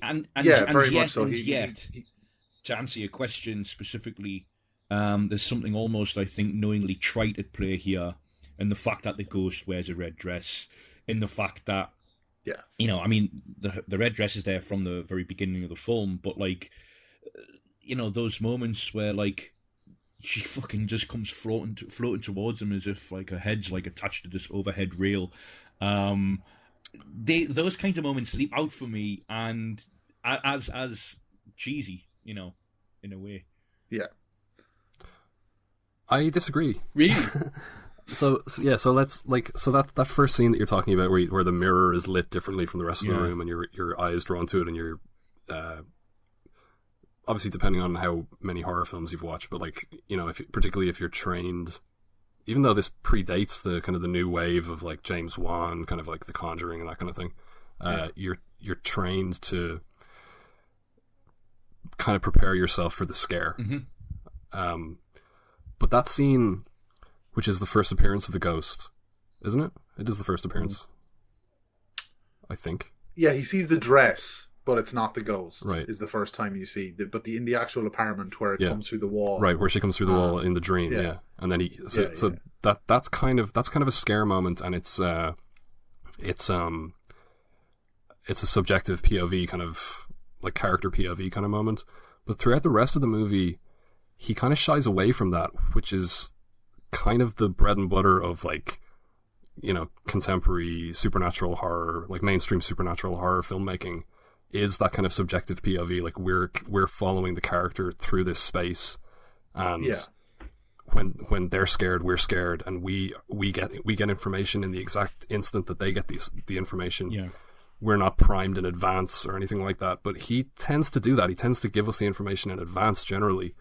Like the ghost is in this space and we see it long before the character sees it. And once you kind of divest yourself of those reliable tools for generating scares and tension and things like that, you have to find new ways of doing it. And that was kind of the most fascinating thing about the movie for me, was seeing him explore that, you know, because even though I'm a big fan of films like The Conjuring, you know exactly what you're getting every time you put one of those films on. And I mean, like the better examples of that genre, which, you know, the Conjuring films are, they do give you kind of new ways of staging fundamentally familiar scare experiences. But here, they're not familiar at all. Like the sequence in broad daylight when is it back at it's like at the construction site, is it? It might be the second appearance of the ghost. The one where she's peeking out from behind the fence. Yeah. That's probably my favorite scene in the film. And I totally get how, if you're like, and that part of what I like about it is that it's towing that line where, you know, you can embrace it or you could reject it, you know, and but I was I was fascinated by the fact that I found it creepy, and it's like, you know, it's you've got her like high pitched wail, you know, and her kind of inert, almost like waxen kind of face, you know, like she looks like a kind of like a wax sculpture sometimes. And also her voice is so clearly and openly ADR'd, you know.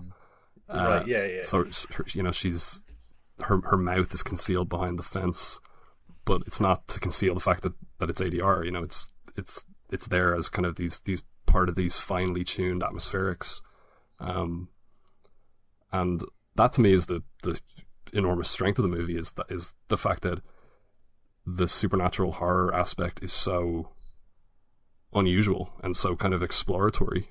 But I must say what I read out in the plot synopsis there, the death of the partner at the end was like something out of Scary Movie.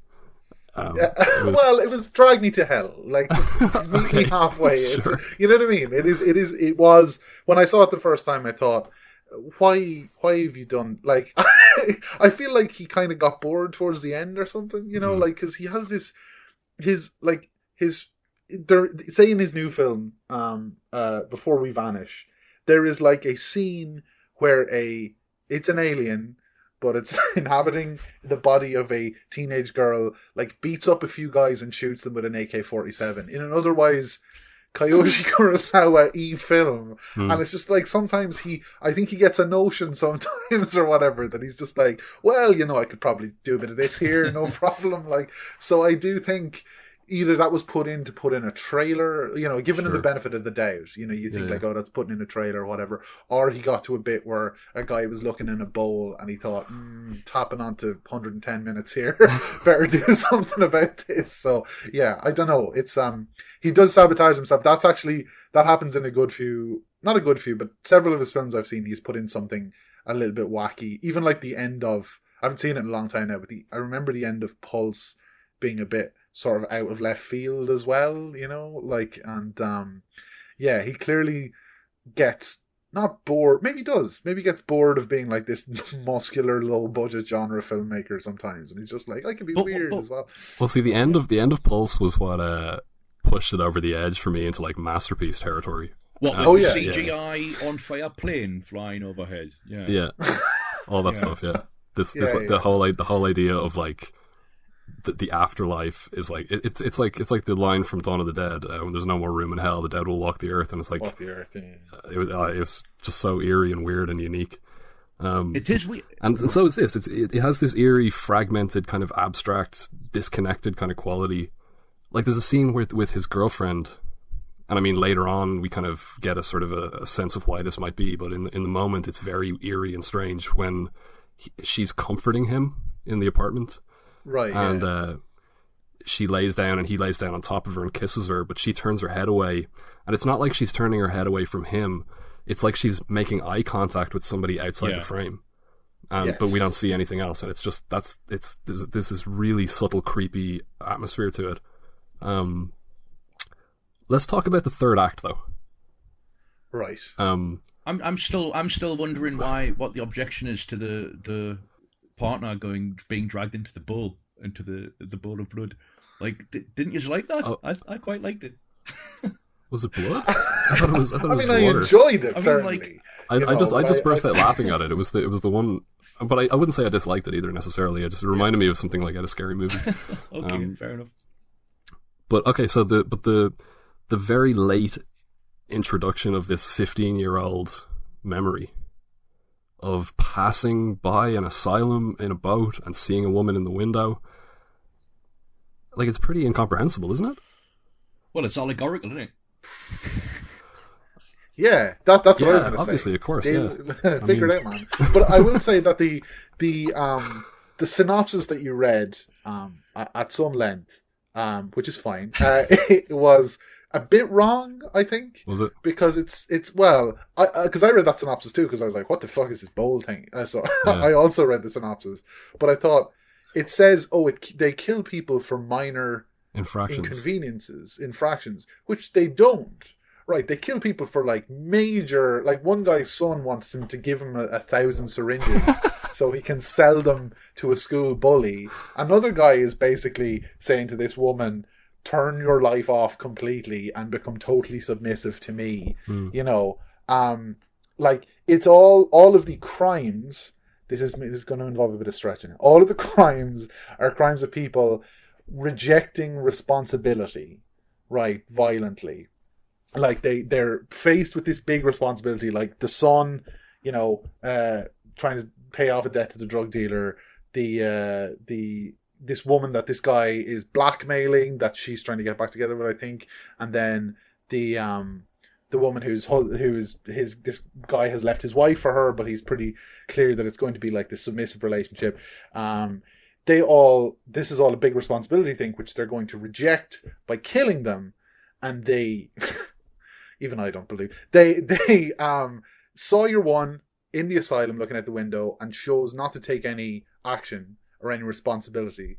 So it's like this shirking of responsibility and causing someone's death is what's being repeated to them 15 years later. All right, I totally clarifies the. Well, that's exactly what I have written down here. But... but you know what I mean? Like, yeah, you know, I can see that. So, sorry, just to clarify then, who are you referring to when you say the woman who's blackmailing the guy? The guy is blackmailing the woman's family. The guy who's extorting. The woman who we see killed in the opening scene. Yes, exactly. Yeah. So, and then are we to take it that the flashback with Yoshioka on the boat, seeing the woman in the asylum, that the three people standing beside him are the three other murderers? I actually don't know that. I don't. Right. I thought they would signal that, or he would signal that a bit more if that was the case. Because I was on the lookout for that. Yeah. In the second time around, but I didn't. I don't know. Maybe he just couldn't get the people that day. You know, like because it's three men though, isn't it, standing beside him? Yeah, I think because it's like it looks like an office party or something. That's what I thought it was. I thought it was like So, but see here's so I didn't pick up on that theme because the theme that I initially picked up on was like so much of the crime scenarios, unfold in this kind of like in these construction yards, these areas that have been reclaimed from the sea. And he says something to his girlfriend at one point about the promise of like perfect futuristic cities that never came true, and it feels like that. I took that to be kind of like an allegory for a sort of moral progress, like and the idea that like we would leave behind these kinds of forms of behavior or. I was kind of reaching for stuff as well. Yeah, it teases at things without ever really committing to them as clear-cut allegories. I think. I mean, what do you make of the fact that the whole thing takes place or unfolds against the backdrop of earthquakes?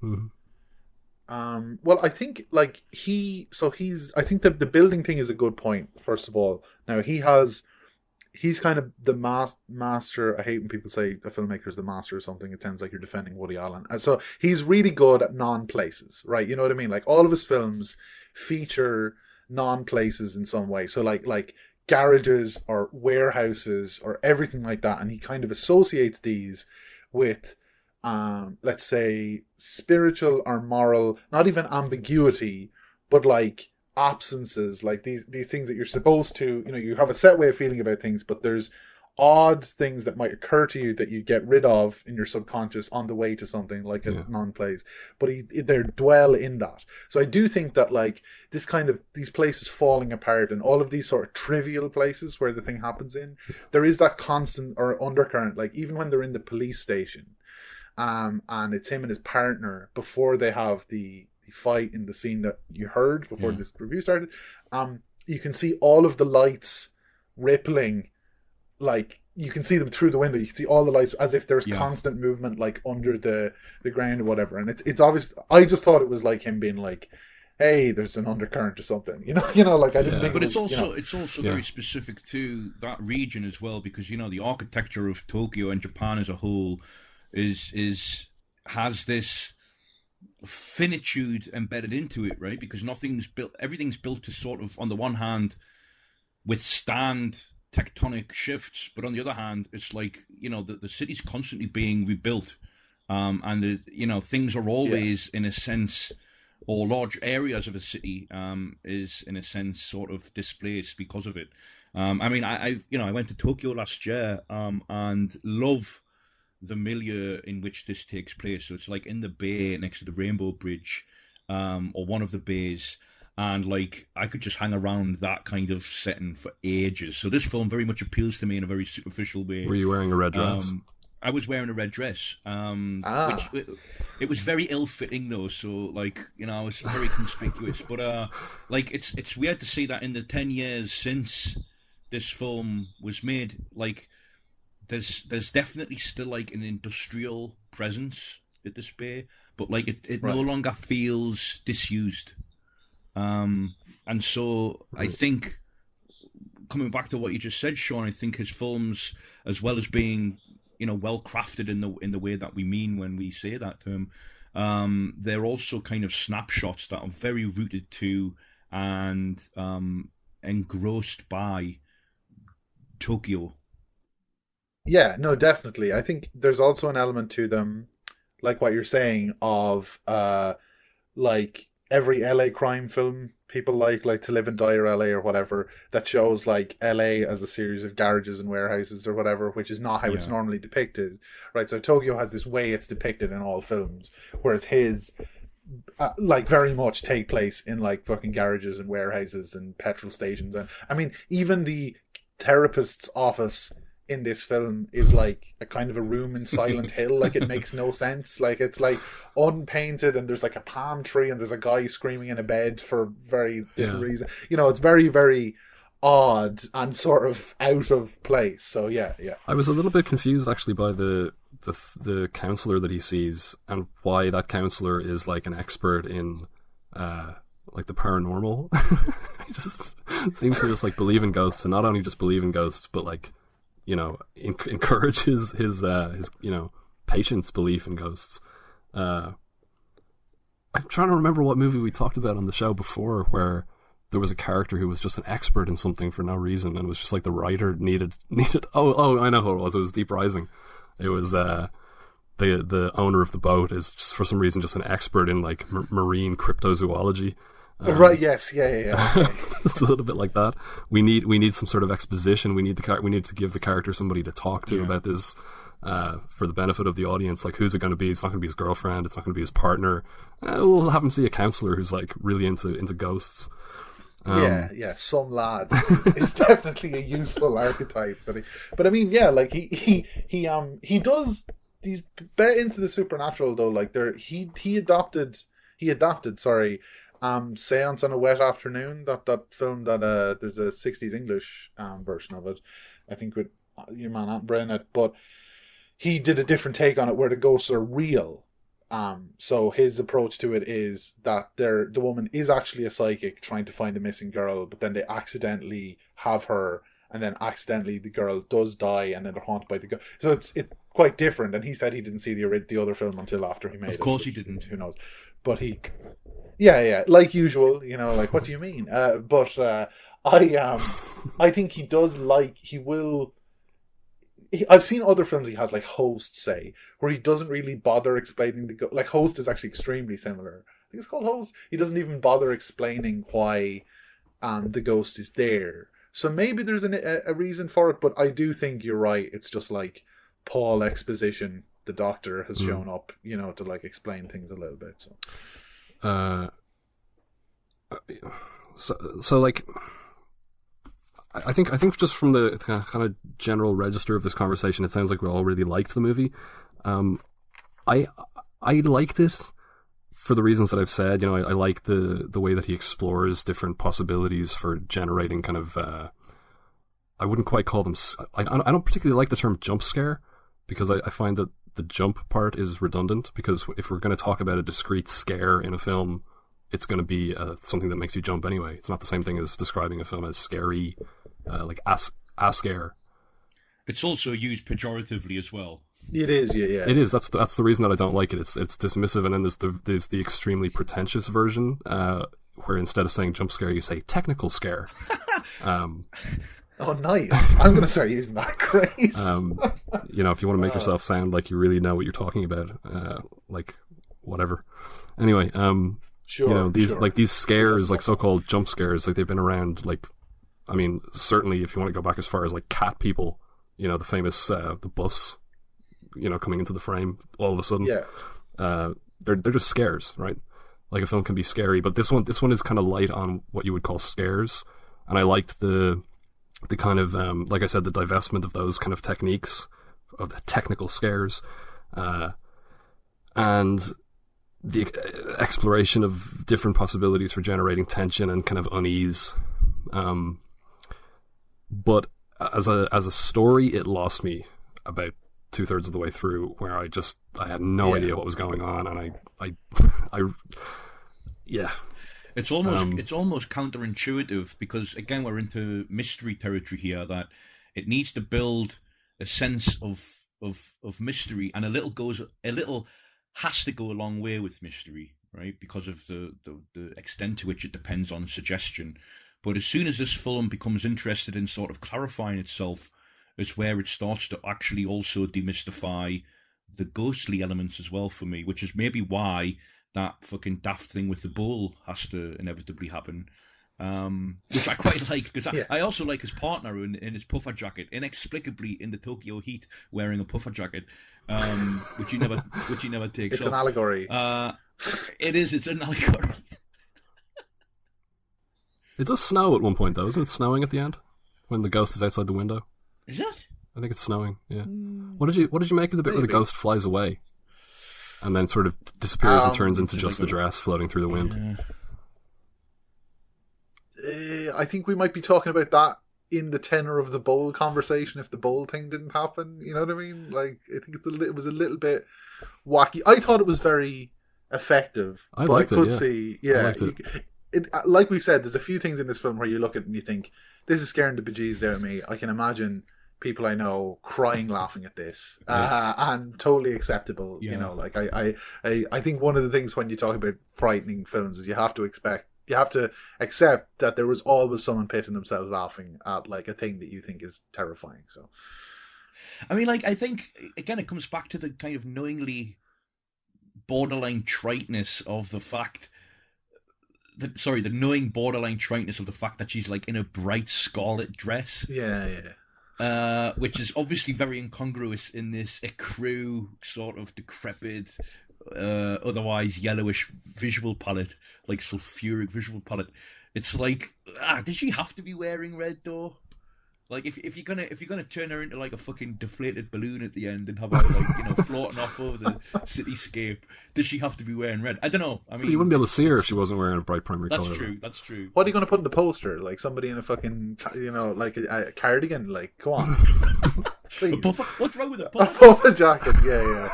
You have to build up to the puffer jacket. You can't just puff up front. There's nowhere to go. So can I just want to get some clarity on what happened to her in the asylum. Like, because when he goes there, he finds like a pile of bones where we saw her standing in the flashback. Like, what is supposed to have literally happened there? Well, I don't know what literally happened, but isn't he responsible for not having leapt from the boat onto the harbour and helped her out of the asylum? Is that what we're getting at? I do think he's supposed to have like indicated to somebody that they're. I mean, look, if you call the guards on a rough sleeper, you're literally the worst person. Like, so I don't really know. That can't be what he was supposed to do. But she's not an inmate in the asylum. Like, it's not supposed to be a functioning asylum at that time. No. I think she's just hanging out. I don't know. It's pretty confusing. Yeah. Probably an allegory. Like, I think it's like it's. I do have no answer for what literally made her lay down where she was seen in the window and become a pile of bones. It doesn't even look like she lay down. It looked like she died standing up and then just collapsed. Yeah. I did think his discovery of his dead girlfriend, her skeleton in his room. Like, I thought he was in the asylum when he found her, and then I realized that was actually just the room in his apartment. Yeah, it's a bit incongruous. All right, it reminded me of. Unlike Guy, I don't have the same zest for spoiling films for people. Although I'm not big into spoiler culture, but there is a particular film that is an American take on the J horror energy, I guess, that has a very similar ending, and I was trying to work out which came out first, but I think the American film came out first. Anyway, if I talk euphemistically about it, nobody gives a shit, so let's move on. What film is it? I might as well. It's Session 9. Oh God, I haven't seen that in so long. Yeah, good film. Yeah. It's been re whatever now, and it apparently looks amazing. But yeah, no, I really like Session 9, and that has another, but that's only a week. You can kind of think, oh yeah, okay, dead body there, but like 6 months, that's quite a while. Again, I think, maybe I knew. The other thing is, picking Kiyoshi Kurosawa, I kind of had a feeling that his film wouldn't stand. I hadn't seen it, but I had a feeling it wouldn't stand up to your rigorous Robert McKee approach to storytelling that you promote on the podcast, where everything has to happen for a reason, and which I do appreciate. Great work, but yeah, he's not. I mean, it sounds like an excuse, but I think he doesn't give a shit about that. Rather than he's not. He's he's trying something you don't understand. I think he literally might not care that much. So, well, I mean, it depends. Like for me, it's like, I guess it sort of depends on what.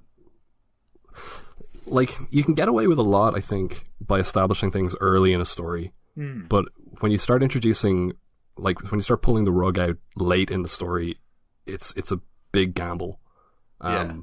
Because you're already, like the idea that I always, or the hypothetical example that I always use was, imagine like an hour and a half into something like American Beauty, you just saw like a dragon flying through the sky in the background or something like that. It's like, you can't do it, but it's a big risk, right? It's a fucking odd hypothetical. I was just thinking. I've just been making this argument for so long that American Beauty was a current reference point at the time. I guess like American Beauty meets Lord of the Rings or whatever. But no, so for me that's kind of where this kind of fell down. It was like, okay, I first of all I didn't know this was a supernatural horror film. I thought it was more along the lines of Cure. Right. So I was surprised initially, first of all, that we're given so much information so quickly that suggests that he's the murderer. Because I thought that initially it was going to be like, is he or isn't he? Is he or isn't he? But we're given so much so quickly that I wrote down, well, the twist is something else then. You know, it has to be something else. Like, it's not going to be that he has some sort of like weird doppelganger or like some sort of split personality or something like that. It's going to be something else. And then when the ghost was introduced, I thought, oh, okay. It's a supernatural horror film. But then the late introduction of this like memory from 15 years ago and it's I don't know. That's what you don't want to. At the same time, you don't want to argue for predictability in storytelling, but there's some kind of balancing act, I guess. Just like throwing like crazy curveballs in the third act can be quite risky. Yeah, no, it's interesting you say doppelganger because he made a film called Doppelganger before this with this actor as the main two roles. But that's kind of similar as well because you get all the information up, like the fucking doppelganger shows up in the first like 20 minutes and it's like, hey, it's me. And like, the film is sort of taking that idea apart a bit. Like he does that sometimes, like the two new kind of alien, invasion films are a little bit like that as well, where you get lots of the concept pretty early on, and then it's sort of these different, almost not vignettes, but kind of within that concept. You know, like he's not great at meeting it out. Although Cure is, I think Cure is his best film. I love. Okay, I need to revisit it without the. Yeah, without the root drugs. canals. Although I've had a few root canals recently, and I'm, barracking for Klaus Kurosawa at this, so maybe it's a good idea. But I think Cure is like, it's just, I think it's impossible to. I know why he did a lot of weird experiments and stuff after it, because once you do that, it's very difficult to try to do anything approaching like that level of conventional procedural, maybe again, because it's just, even though it has that weird twist, it's just so good. And I think actually one of the reasons that Retribution, that summary was a little bit incorrect, is because it made it seem a bit more like Cure, like people being killed for like in inconsequential reasons. And I think it might have been, oh, wouldn't this be better if it was a bit more like Cure? But like, I think, I don't know, I think that's his best one. Because like the way that this one unfolds, it kind of introduces this very this extremely unusual psychological proposition at the like 11th hour as a kind of fait accompli. It's like, well, he's been living in his apartment. He killed his girlfriend 6 months ago, and she's a skeleton now, and he's just been living here, and he's been seeing her, but at the same time, he's been going to work and functioning as a police detective, and and we're sort of just asked to accept. And this is all because of 15 years ago, that kind of thing. Right. It's a little bit much to be handed on a plate at the end of the story, in a sort of an attempt to upend everything that you understood previously. Okay, we're running over time here, so let's get ratings out of 10. Sean, you want to lead? So I give everything an 8 out of 10. So I don't literally give everything an 8 out of 10, but I think it's my most common score because I love the cinema, guys. And that's why you're here. That's why you're here. Yeah, I originally gave this a 7, but I watched it again just before we start recording, and I very confidently rated it on Letterboxd an 8 before the last 4 minutes, which I think might have put it down to a 7 again. So I'm going to say officially it's a 7 from me. Okay. So, but what would Cure be, just for comparison? Cure is a 10. Okay. Right. Yeah. Cure is a 10. It's a 7 for me as well. Yeah. And I'm not as sort of hesitant with my score. For me, it's Right. what I like about it. I really like. Its limitations are sort of structural for me, but yeah, me too. I think it's one of those films where, like, you know, it was kind of vacillating between a 7 and an 8 throughout for me, and then once we got to that difficult third act, it started to test my patience in a way that I can't really ignore, so I'm going to have to give it a 6.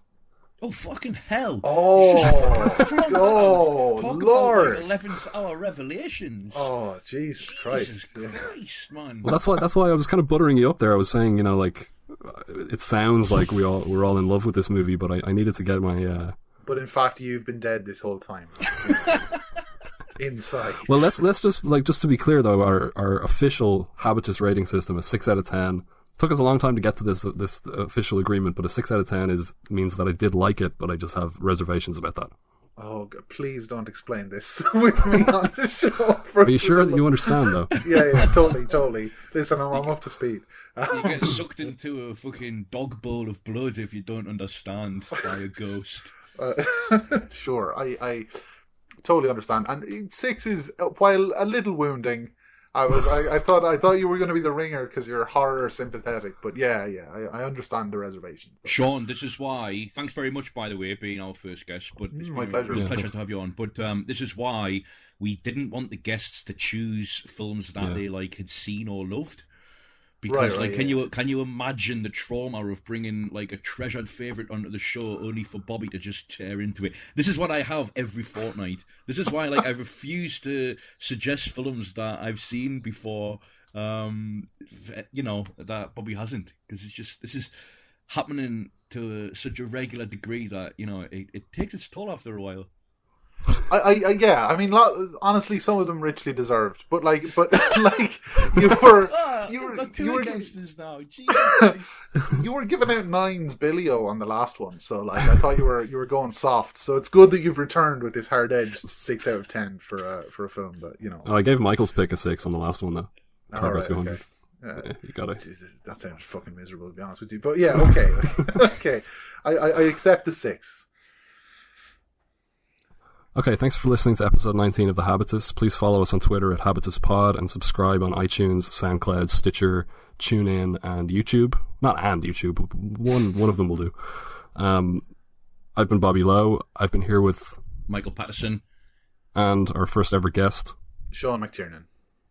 Thank you very much, Sean, for joining us. My pleasure. Thanks, and later. See you again. Goodbye.